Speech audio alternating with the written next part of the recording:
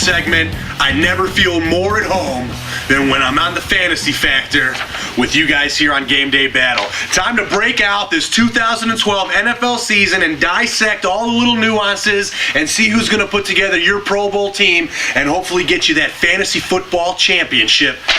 Let's roll them. I got the top 10 at each position: quarterback, wide receiver, and tight end, because those are the ones that matter, all right? So this is what we're going to do. We're going to start with the quarterback because I feel it's the most important position, especially if you get 6 points for a touchdown. You're going to want to take quarterbacks early. They still don't seem to go, but if you can grab them, definitely try to do it early. Number 1, I got Aaron Rodgers. Without a doubt, he's the best in the game. Number 2, Tom Brady. Now, you might not agree with me. You might think Drew Brees should be here, but I'm going on the strength of schedule. New England Patriots have the easiest schedule in the NFL this year. Tom Brady's going to throw for 40 touchdowns, maybe 5,000 yards. You definitely want him on your team. Drew Brees takes the notch down because he doesn't have his coach this year, Sean Payton. He's kind of the mastermind for that offense, so it might cost him a little bit. That's the only reason why Drew Brees slipped down to number 3. Number 4, I got Matthew Stafford, easily capable of 5,000 yards, maybe 30 touchdowns. Right below there, Eli Manning. He really came out last year and proved that he could be an elite quarterback if he can keep his interception number down. This might just be my Giants bias, but I really think with those weapons, Hakeem Nicks and Victor Cruz and the guys that they picked up through free agency in the draft, Eli Manning could have a huge year. I'm going to stay in the NFC East at number 6, Michael Vick. He's the guy that could throw you 5 touchdowns, get you 300 yards in a game. Definitely big play mentality right there. Number 7, Cam Newton. Love what he can do. Can't wait to see what else he can do. He's a big fantasy value. Try and grab him. Matt Ryan out in Atlanta. Julio Jones and Roddy White, both of those guys could catch 100 balls this year. New offensive coordinator in Atlanta. They're going to be airing the ball out. Try and sneak Matt Ryan late if you can. Number 10, Peyton Manning. Might be overvalued, but if he shows anything of what he's done in the past 3 years, he's definitely worth a late round selection, and you get some value. You can snag Peyton in the 4th or 5th round.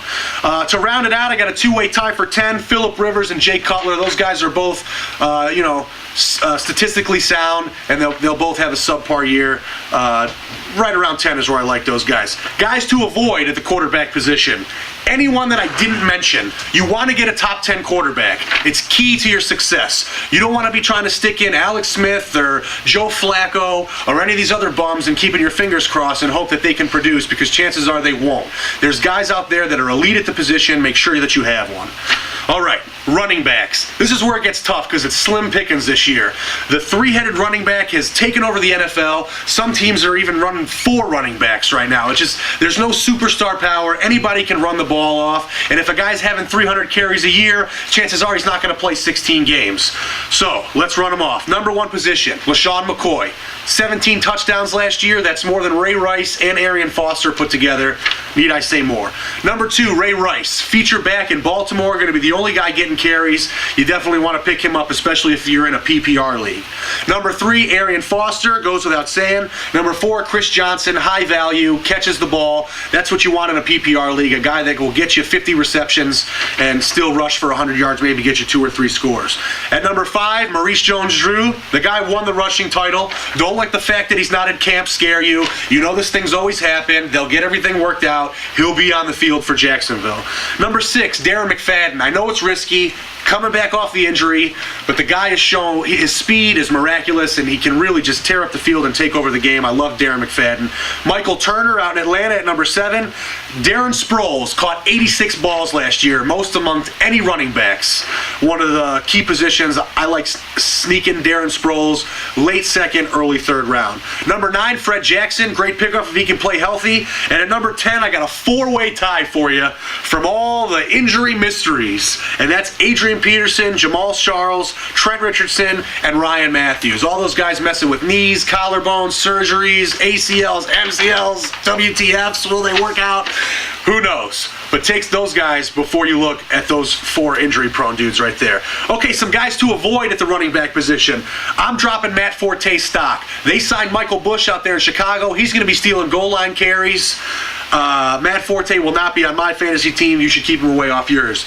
Also, all San Francisco running backs are taking a hit. Stay away from Frank Gore because they got Brandon Jacobs, Kendall Hunter. They drafted LaMichael James. There's just not enough to go around out there in San Francisco. So while Frank Gore might seem appealing, I advise you to stay away from him. I think there's more value out there. Speaking of value, late round running back selections. Here we go. Try and sneak Doug Martin, rookie for Tampa Bay. They're comparing this guy to Ray Rice, LaShawn McCoy. He's a receiving threat, could put up huge numbers. Isaac Redmond for the Steelers. Mendenhall is on the physically unable to perform list. The Steelers just bolster their offensive line through the draft. I really think they're going to have one of the best offensive lines in the league. Ben Roethlisberger's banged up. That means Pittsburgh's going to do what they do, and that's ground and pound football. Try and grab Isaac Redmond. Also, BenJarvus Green-Ellis, New City, out there in Cincinnati. This guy is a 25-down back, and he will eat up yards. And Cincinnati's not passing like New England does, so see if you can grab Green-Ellis late. Also, Ronnie Hillman out there in Denver. He's going to sneak through. Willis McGahee, he is not going to make it through the entire season as a starting Denver Broncos running back, so I like Ronnie Hillman late as well.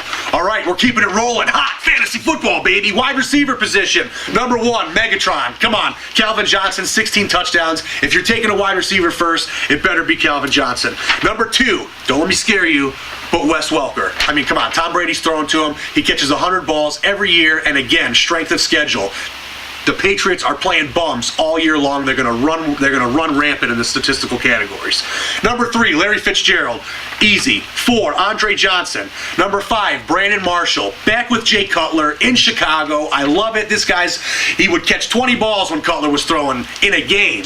So just look for a huge year. Chicago's going to be all over offensively. I really like Brandon Marshall. Number 6, two-way tie. Roddy White and Julio Jones. Like I said earlier, new offensive coordinator. Both of those guys could catch 100 balls. One is just as good as the other, in my opinion. Number 7, Jordy Nelson. Forget Greg Jennings. Jordy Nelson caught 15 touchdowns last year. That's one less than Calvin Johnson. Try and sneak him in one of the early rounds. You'll be glad you did. Number 8, Giants receivers. Akeem Nicks, Victor Cruz. I feel one is just as good as the other. 9 spot, another tandem. Eric Decker, Demetrius Thomas. Got Peyton Manning's new target. These guys are going to be elite. They're going to be the new Reggie Wayne and Anthony Gonzalez and Pierre Thomas and all those guys that Peyton Manning made stars. If you can try to grab those guys late, definitely get your hands on them. Number 10, Des Bryant. I just kind of threw him on there because he's having a really good camp with Dallas when he's not beating up his mother and all that kind of stuff. If he can stay on the field, I think he'll be solid and definitely take over the number 1 wide receiver spot out there in Dallas. Okay, that's the top 10. Value wide receivers, okay? Mike Williams out in Tampa Bay. He had a bad year last year, went from 12 touchdowns down to 6, but they got Vincent Jackson. Tampa Bay has a decent running back threat between Doug Martin and LeGarrette Blount, and Josh Freeman could step up now that he's got Vincent Jackson on the other side taking some of the pressure off Mike Williams, so I look for him to bounce back. Antonio Brown, Pittsburgh Steelers. Mike Wallace isn't in camp. Steelers just inked this guy to a 5-year, $45 million deal. They didn't sign him because they're not going to pass him the ball. Antonio Brown was a big payoff for guys who had him last year. I'm looking for even more from him this year, so see if you can grab him. Also, Pierre Garçon, another guy in a new city. This guy made big plays when Curtis Painter was his quarterback. Wait till you see what he does when RG3 gets him the ball on these screens. RG3 has been just targeting Garçon. They had this great chemistry, and I'm looking for big things from here this year. Also, another value, Lance Moore out in Lance Moore, New Orleans, thank you. Robert Meacham is out. Drew Brees, someone else is going to be catching those balls. Lance Moore, he's a guy that can catch 10 and score 2. See if you can grab him late. I've seen him in the 10th to 12th round. All right, tight ends, where we finish up. I'm going to do a two-way tie between Jimmy Graham and Rob Gronkowski. Gronk caught 17 touchdowns last year to Jimmy Graham's 11, but Jimmy Graham caught 100 balls. I figure one is just as good as the other. Some people have been taking tight ends as early as the first round, and I say why not? If those wide receivers start to go, get a guy that's going to catch you 100 balls and 10 touchdowns.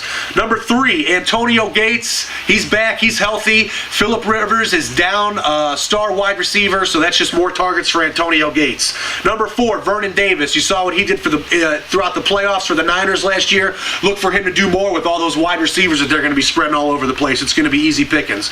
Number 5, Jason Witten. Number 6, Brandon Pettigrew.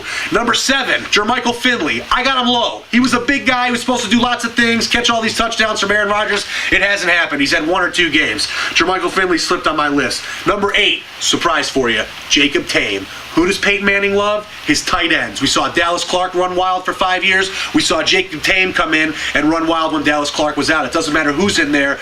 Peyton Manning passes it to his tight end. See if you can grab him. Number 9, Fred Davis out in Washington. And number 10, Aaron Hernandez. He may be a number 2 tight end for the Patriots, but he caught more touchdowns than most number 1 tight ends in the league. So that's going to wrap out the tight end position. No help on kickers. Defenses are hit or miss. I like San Francisco, Houston, Pittsburgh, and the Giants as top 4 Ds this year.